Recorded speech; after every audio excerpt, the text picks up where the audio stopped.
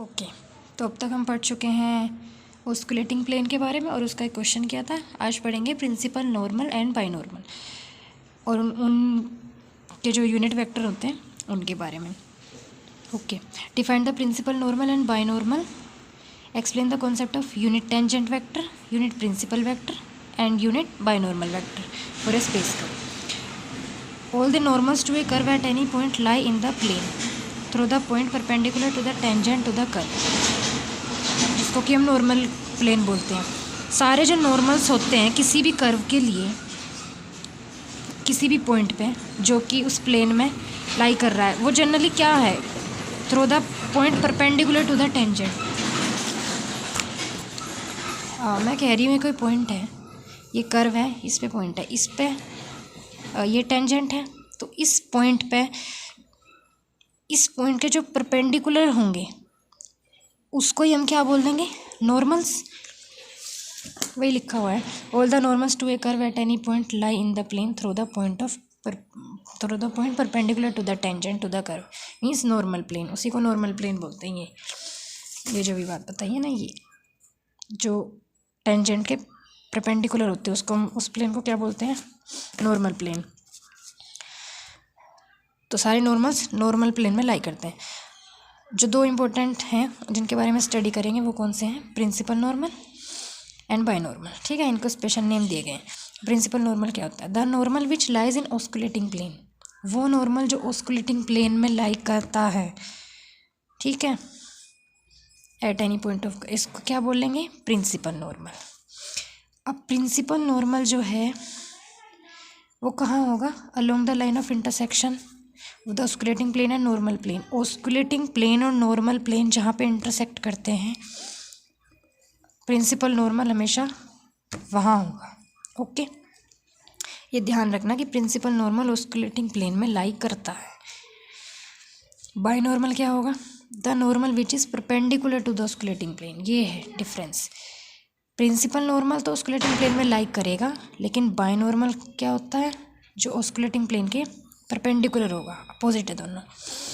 अब जो बाइनॉर्मल है वो प्रिंसिपल नॉर्मल के भी परपेंडिकुलर होगा, क्योंकि प्रिंसिपल नॉर्मल तो ऑस्कुलेटिंग प्लेन में लाई करती है और बाइनॉर्मल क्या है, ऑस्कुलेटिंग प्लेन के परपेंडिकुलर है। तो मीन्स बाइनॉर्मल प्रिंसिपल नॉर्मल के भी परपेंडिकुलर होगी। ओके, अब जो प्रिंसिपल नॉर्मल है, इसका जो यूनिट वेक्टर होता है, इसके अलोंग जो यूनिट वेक्टर होता है उसको हम बोलते हैं एन से डिनोट करते हैं, और बाइनॉर्मल के अलोंग जो यूनिट वेक्टर होता है उसको हम बी से डिनोट करते हैं। अब देयर आर 3 यूनिट वेक्टर्स जिनके बारे में स्टडी करना है, और ये इम्पोर्टेंट भी है, समझना भी। Okay, in the study of differential geometry there are 3 vectors, unit tangent vector, unit normal vector and unit binormal vector. Unit tangent vector, इनके नाम से ही आप याद कर लोगे, टेंजेंट का जो यूनिट वेक्टर उसको बोलेंगे टी, यूनिट नॉर्मल वेक्टर को बोल रहे हैं एन, एंड बाइनॉर्मल को पी। प्लेज एन इम्पोर्टेंट रोल, बहुत इंपॉर्टेंट रोल है इन तीनों का, इनको समझना बहुत ज़रूरी है।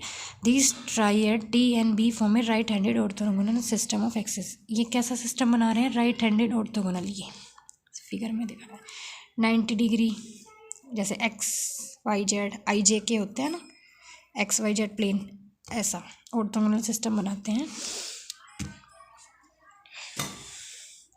ना। देखो, और टी, इसको याद करने का एक तरीका है, इसे लिखा मैंने, टी इक्वल टू क्या होता है, एन क्रॉस बी। देखो, here are 3 vectors T N B. Okay, तो टी को तो हम लिखेंगे N cross B. Okay, N को क्या लिखा है, बी क्रॉस टी, और बी को क्या लिखा है, वापस आओ, टी क्रॉस एन। ठीक है, लेकिन ये एक चीज़ ध्यान रखनी है, ये ऐसा साइकिल चलता है, T N B, T N B. Okay, ये तो मैंने समझा दिया। अगर यहाँ पर ये अपोजिट हो जाएगा, टी इक्वल टू हमेशा एन क्रॉस बी ही होगा। अगर बी क्रॉस एन, अगर ये अपोजिट हो गया तो मीन्स माइनस टी। अगर मैंने लिखा टी इक्वल टू तो होता है एन क्रॉस बी, अगर कहीं पर लिखा है बी क्रॉस एन तो वो इक्वल टू लिखा जाएगा माइनस टी। ओके, और सेम इनके लिए अगर टी क्रॉस बी लिखा होगा तो वो माइनस एन है, एन क्रॉस टी लिखा होगा तो माइनस बी है। ये साइकिल ऐसे ही चलेगा, अगर अपोजिट हो गया तो साइन माइनस हो जाएगा। अब डॉट के लिए देखो, टी डॉट एन ये हमेशा क्या होगा 0, एन डॉट बी हमेशा क्या होगा 0 और बी डॉट टी हमेशा क्या होगा 0। ये याद रखना है, ये क्वेश्चन में भी यूज़ होगा आगे।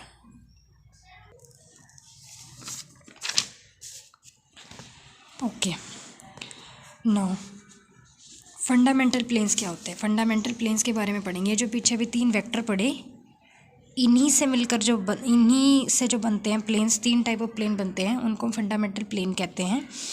उनके बारे में पढ़ेंगे। Each point of the curve there are 3 mutual perpendicular planes. हर पॉइंट के लिए 3 म्यूचुअल परपेंडिकुलर प्लेन बनते हैं। यहाँ पर ये पॉइंट है PR, तो इसके लिए 3 प्लेन बने हुए हैं। हर पॉइंट के लिए हमेशा ये 3 प्लेन होंगे, ठीक है। उनको बोलते हैं फंडामेंटल प्लेन्स।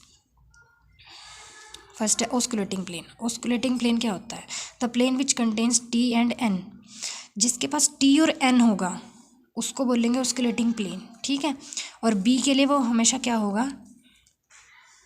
B के साथ हमेशा परपेंडिकुलर होगा ऑस्कुलेटिंग प्लेन। ओके, तो इक्वेशन इसकी हम कैसे लिखेंगे, R minus R dot B equal to 0। ऐसे ही नॉर्मल प्लेन में कौन से वेक्टर होंगे, N और B, तो उसकी इक्वेशन को लिखेंगे R minus R minus dot T equal to 0।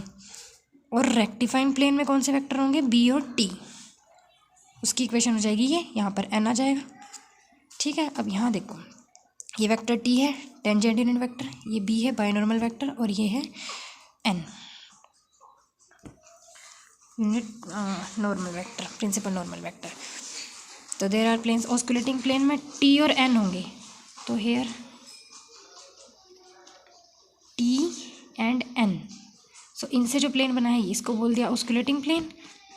ये नॉर्मल प्लेन है क्योंकि N और B से बना है, और ये T और B से बना है। ये कौन सा हो गया, रेक्टिफाइंग प्लेन। ओके,